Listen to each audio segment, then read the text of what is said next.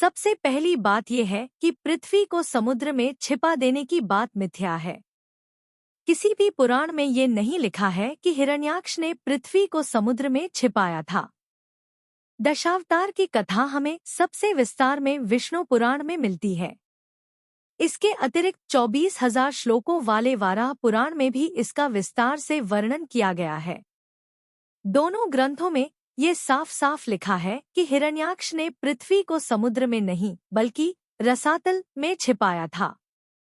इससे पहले कि हम वीडियो में आगे बढ़े, यदि अभी तक आपने हमारे चैनल धर्म संज्ञान को सब्सक्राइब नहीं किया है तो कृपया सब्सक्राइब कर लें ताकि आने वाली वीडियो का नोटिफिकेशन सबसे पहले आपको मिलता रहे। श्री विष्णु पुराण में वर्णित भगवान विष्णु के दशावतार में तीसरे हैं भगवान वाराह। इस अवतार में इन्होंने हिरण्यकशिपु के छोटे भाई हिरण्याक्ष का वध कर पृथ्वी का उद्धार किया था। इस अवतार में जो सबसे भ्रामक बात जनमानस में फैली है वो ये है कि हिरण्याक्ष ने पृथ्वी को समुद्र में छिपा दिया था। किंतु ये कैसे संभव है? समुद्र तो पृथ्वी पर ही होता है, फिर पृथ्वी को समुद्र में छिपा देना कैसे संभव है? तो आइए इस घटना के पीछे छिपे सत्य को समझने का प्रयास करते हैं। सबसे पहली बात यह है कि पृथ्वी को समुद्र में छिपा देने की बात मिथ्या है। किसी भी पुराण में ये नहीं लिखा है कि हिरण्याक्ष ने पृथ्वी को समुद्र में छिपाया था। दशावतार की कथा हमें सबसे विस्तार में विष्णु पुराण में मिलती है। इसके अतिरिक्त 24,000 श्लोकों वाले वाराह पुराण में भी इसका विस्तार से वर्णन किया गया है। दोनों ग्रंथों में ये साफ साफ लिखा है कि हिरण्याक्ष ने पृथ्वी को समुद्र में नहीं बल्कि रसातल में छिपाया था। पुराणों में 14 लोकों का वर्णन है, जिनमें से 7 पृथ्वी से ऊपर और 7 पृथ्वी से नीचे की ओर बताए गए हैं। जो 7 लोक पृथ्वी से ऊपर की ओर हैं, वे हैं भूरलोक, भुवरलोक, स्वरलोक, महरलोक, जनलोक, तपोलोक और ब्रह्मलोक। उसी प्रकार पृथ्वी के नीचे जो 7 लोक हैं, वे हैं अतल, वितल, सतल, रसातल, तलातल, महातल और पाताल। ध्यान की ये 14 लोक पृथ्वी से अलग माने जाते हैं। इन्हीं में से एक लोक रसातल में हिरण्याक्ष ने पृथ्वी को छिपाया था।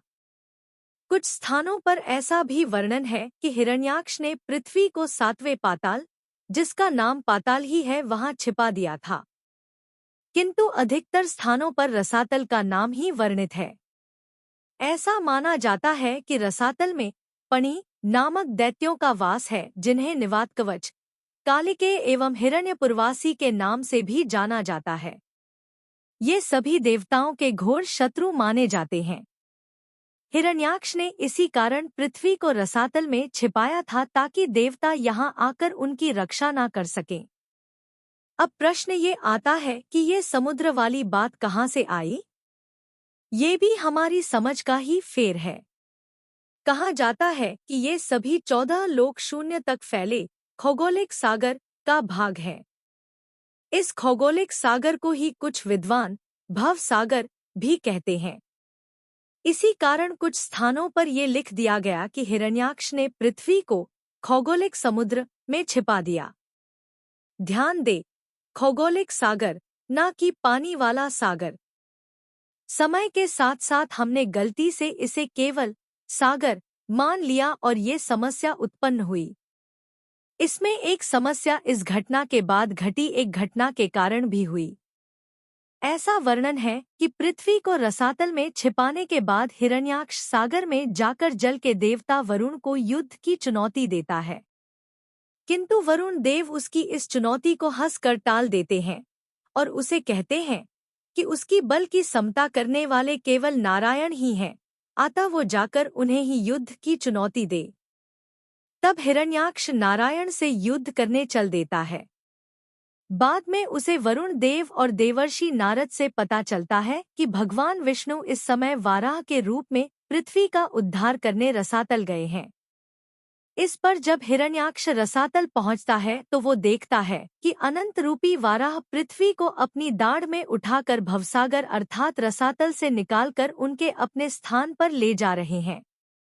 तब हिरण्याक्ष उन्हें कई अपशब्द बोलते हुए उन्हें युद्ध की चुनौती देता है और उनके द्वारा अवहेलना किए जाने पर उन पर आक्रमण कर देता है। पृथ्वी को अपने स्थान पर वापस स्थापित करने के बाद भगवान वाराह घोर युद्ध कर हिरण्याक्ष का वध कर देते हैं। जब भगवान वाराह पृथ्वी को उसके अपने स्थान पर ले जा रहे थे उस समय हिरण्याक्ष वरुण लोक में ही था। अब चूंकि वरुण जल के देवता हैं, इसी कारण हो सकता है कुछ लोगों को ये लगा हो कि भगवान वाराह पृथ्वी को सागर से निकाल कर ला रहे हैं। यही से इस मिथक का आरंभ हुआ होगा।